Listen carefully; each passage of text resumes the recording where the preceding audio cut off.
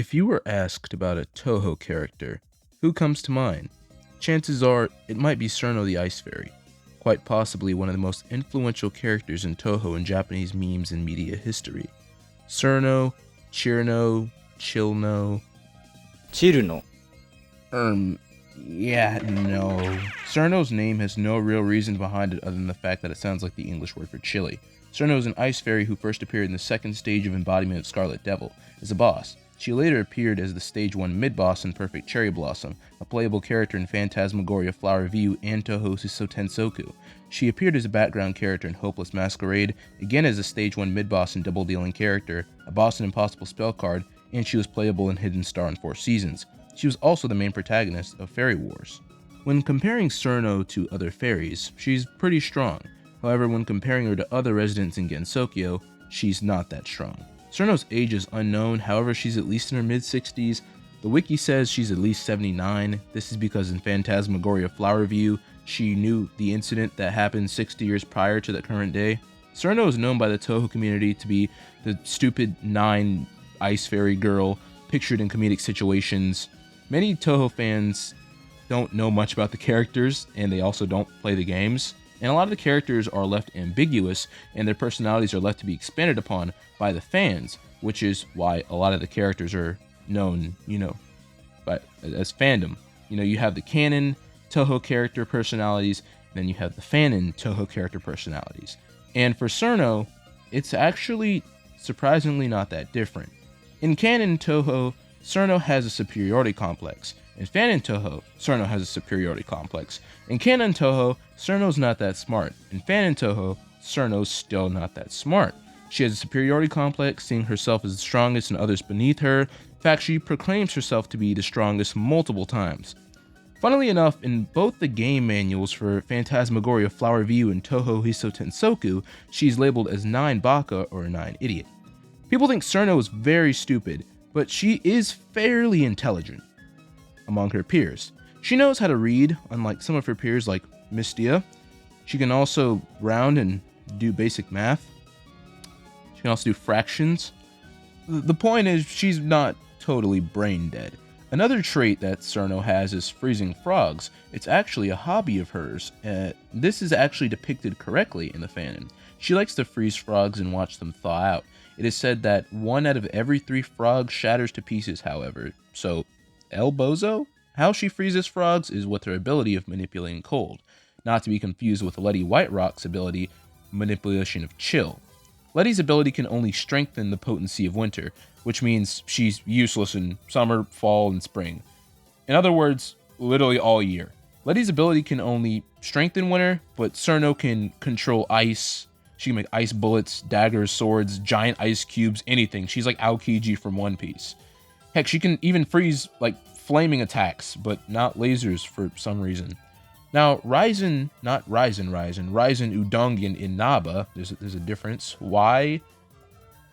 I don't know. But she speculates that Cirno warms up inside when using her powers. This means that Cirno absorbs the heat from her surroundings rather than making ice out of just nothing.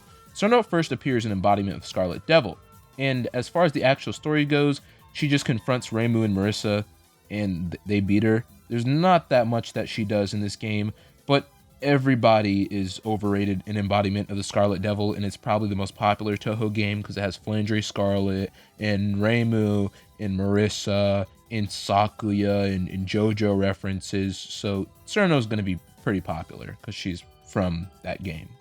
Now, Cirno in the next few games also still doesn't do that much. In Perfect Cherry Blossom, she's a stage 1 mid-boss. She can use some spell cards that she wouldn't be able to if you play it on Heart of Lunatic. Phantasmagoria Flower View, she kind of just wanders around. I mean, she knows about the incident. She doesn't really do much. Double dealing character, she's a stage 1 mid-boss again, and she's just similar to Perfect Cherry Blossom. There's not really much going on here. However, Cirno's first really big break is in Hidden Star in 4 seasons. Cirno is actually one of the main bona fide protagonists this time. She is the notorious Tan Cirno. So the secret god and one of the strongest characters in Touhou, Okinamatra, aka Wheelchair Woman, gives random powers to people. because it's just fun. Also, something about finding a new servant, backup dancers or whatever, but it's just also a cool thing to do. Cirno first encounters the Eternity Larva, and Eternity's like, "Oh my, you've got a tan. Are you enjoying this fine summer day?" And Cirno's just like, "Yeah, I am." So Cirno defeats her because, Cirno's the main character. This is, she's one of the protagonists. She beats Eternity, and she's like, "I've never been this powerful before." And after Eternity loses, she basically tells Cirno, "All right, well, can you fight on my behalf too?" And Cirno's just like, "Okay, I guess I can do that. I'm so great and everything." Cirno says to leave it to her, and she said that she'll create the future of fairies with her own 2 hands. So Cirno then ventures on and meets someone named Nemuno Sakata. Nemuno is a reclusive yokai. She doesn't really do much. She couldn't care less about what goes on in the outside world. She's kind of like a barbarian. She tells Cirno that this is her territory and that she needs to leave. And Cirno just tells Nemuno, she's like, "Hey, I'm going to become Gensokyo's new overlord. I can do whatever I want. You kind of don't matter." And Nemuno calls Cirno an assertive little fairy and says that she'll cut her right open. So after they fight, Cirno defeats her, go figure, due to her power boost. And Nemuno asks Cirno if she's really a fairy and says that she's got guts. So Cirno says that she doesn't know, she just feels really strong, claiming it must be the midsummer sun. But Nemuno tells Cirno that it's actually mid-fall. Cirno's taken aback and she's like, "Oh, it had gotten colder recently." Nemuno realizes that Cirno has a few screws loose and that she's a bit slow. So she asks if she's really Gensokyo overlord material, and she tells Cirno to, head on along. Cirno leaves, saying that now since it's cool out, she can show her true power. Ooh. So Cirno then encounters On Komano, who is a Komainu, or a guardian dog. Now, these are like basically holy animals that guard shrines, temples, and other religious places. On tells Cirno that as the guardian of the shrine, she kind of has to chase her out. It's like her full-time job.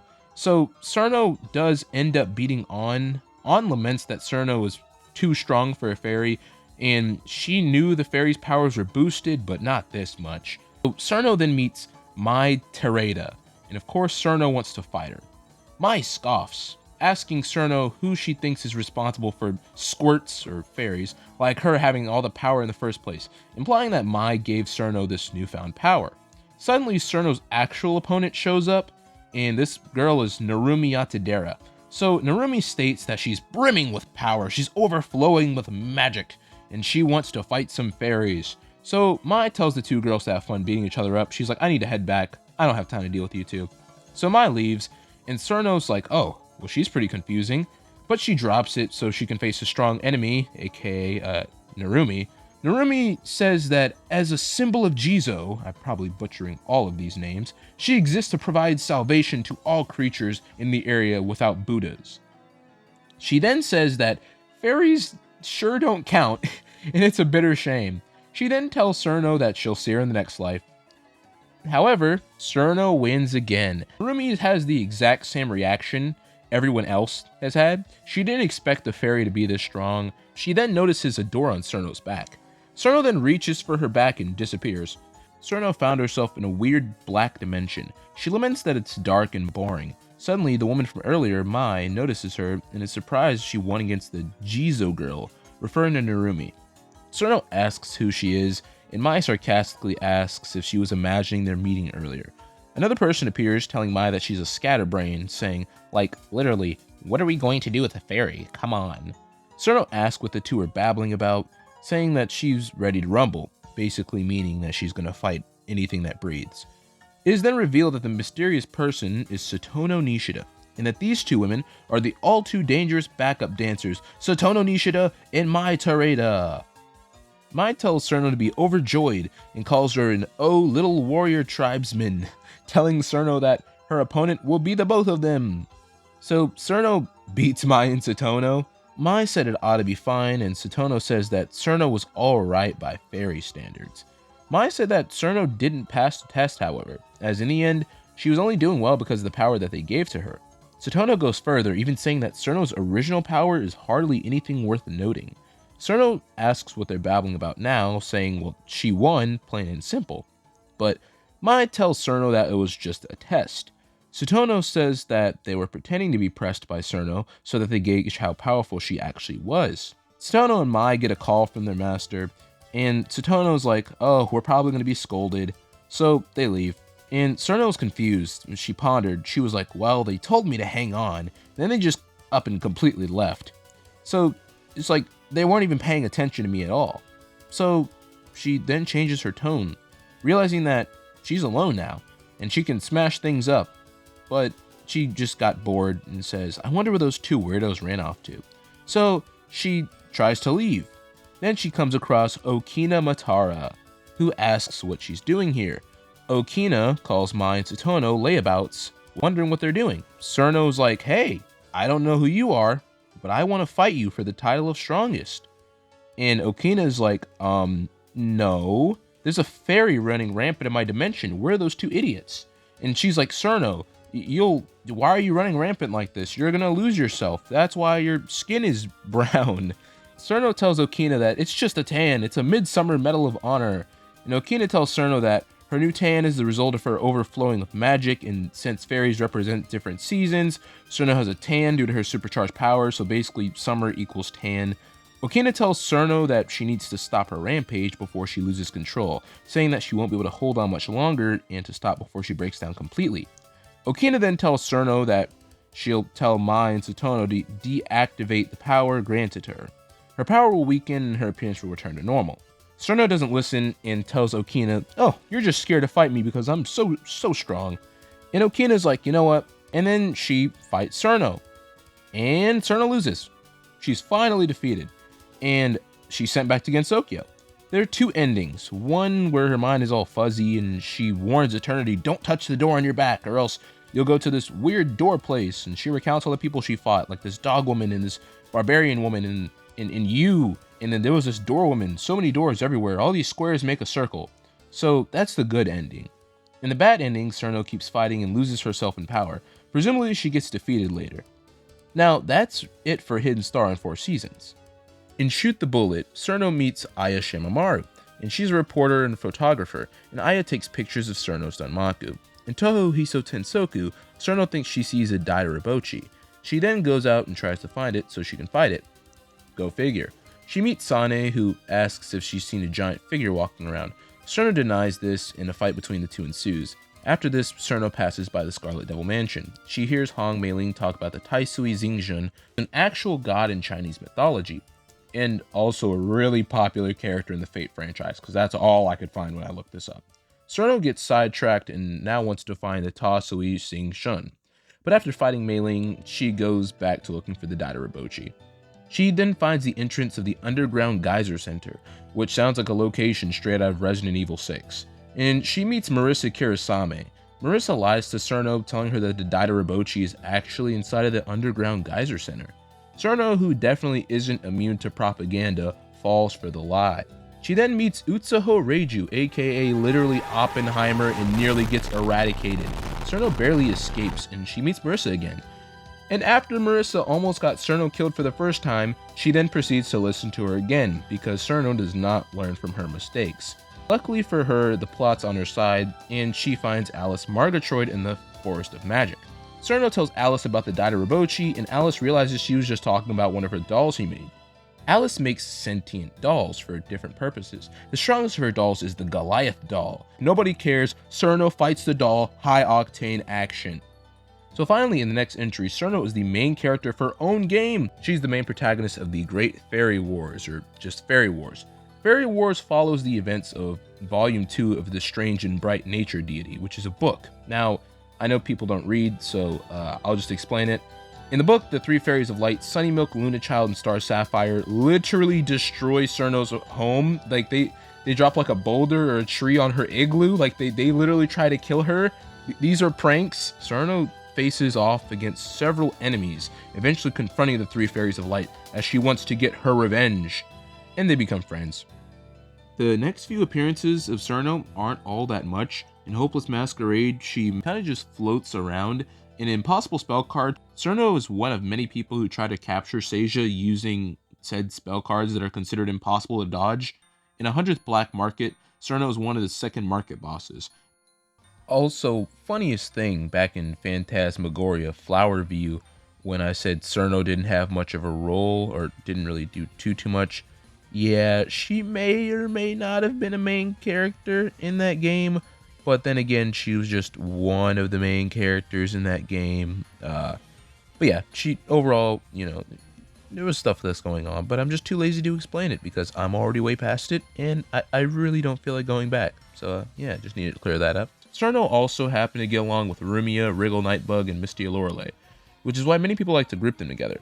With most of the canon information, how was Cirno seen by people? Well, Cirno was one of the most popular and well-recognized Touhou characters. In 2002, she got 4th place in the popularity poll, only beaten by Reimu, Marissa, and Sakuya. Later, she got a much lower score, but, she wasn't a part of that many games after Embodiment of Scarlet Devil, so it makes sense. No, she's basic. She has a basic design, she's simple to draw, she's simple to animate, and you can kind of just, mold her and manipulate her in any way you want. Cirno is one of the most simplistic and established personalities. She's overconfident, funny, stupid, has a superiority complex, claims she's the strongest. People portray her as a misunderstood, bumbling idiot, or a genius. She has a simple power of controlling ice and cold that can be stopped with a torch or asking her a riddle and she's just going to stop and ponder about it. And, like, literally, ask her a riddle, she will stop and she will try and find the answer to the riddle, no matter if she gets it right or not. You can also just stop her with like a Minecraft torch. It's actually pretty crazy. She's a cute and marketable character with quite possibly the most popular Touhou plushie version of her, which are called Fumos. Now, when you bring up Fumos, obviously the Cirno Fumo is going to be brought up because it's the Cirno Fumo. She's like the face of Fumos, along with Reimu. Now, the reason she's associated with the number 9 and often called 9 ball is because of this manual screenshot. Because of her stupidity, people often call her baka, which is the Japanese word for fool or idiot. Certain videos on the internet, like Cirno's perfect math class, sit at 1.4 million views, and was uploaded 12 years ago. Cirno herself has existed for more than 20 years, and she has a lot of time to be shown around.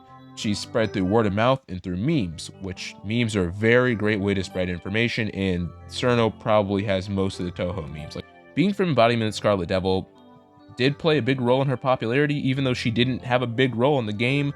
I mean, when you have nameless characters such as Koakuma, which isn't even, Koakuma doesn't even have an official name. Like, fans just call her Koakuma. She doesn't have a name. She's nameless.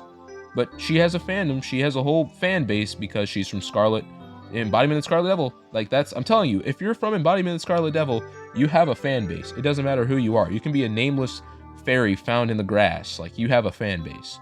The appeal of Cirno is you don't have to know much about Touhou. You don't have to play the games, you don't have to know the lore or anything.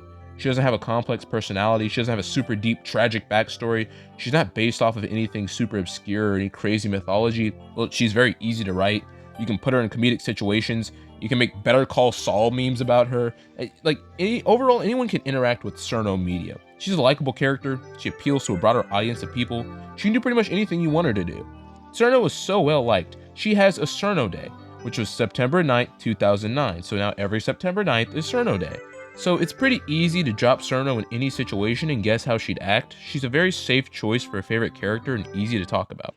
In such fan works, she's represented in many different ways. She's often paired with people she has interacted with in canon, or in several fan works, such as Diase, Rumia, Mistia, Wriggle. English speakers call this group Team 9. This group is also usually led by Cirno. Another part of Cirno fan works often portray, and probably the most is her strongest title. This comes from her announcing as such in Phantasmagoria Flower View. When winning against herself in Touhou Hisatensoku, she says, "When it comes to me, I am the strongest."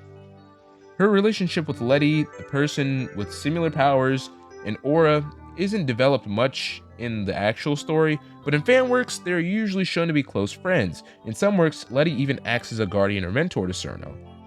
They appear on the same stage in Perfect Cherry Blossom, they have similar powers. However, funnily enough, in the canon story of Bohemian Archive and Japanese Red, Letty says that she doesn't want to be put in the same rank as Cirno, and Cirno thinks she's superior to Letty and everyone else anyways. So another funny pairing in fanworks is Cirno and the god Suwako.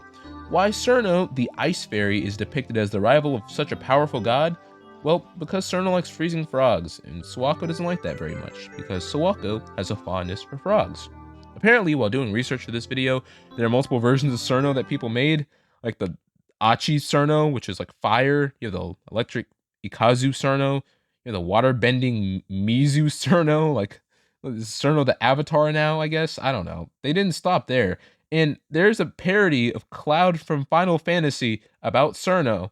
This parody is based on Final Fantasy VII's Advent Children media, and it created the notorious Advent Cirno, a version of Cirno with a sword.